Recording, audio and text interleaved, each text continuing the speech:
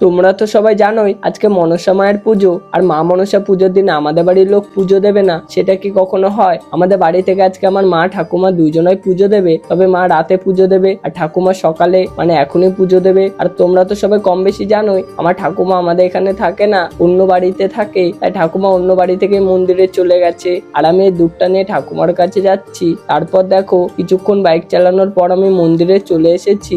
আর মন্দিরে এসে তো দেখি আরো অনেক কাকিমারা পুজো দিচ্ছে।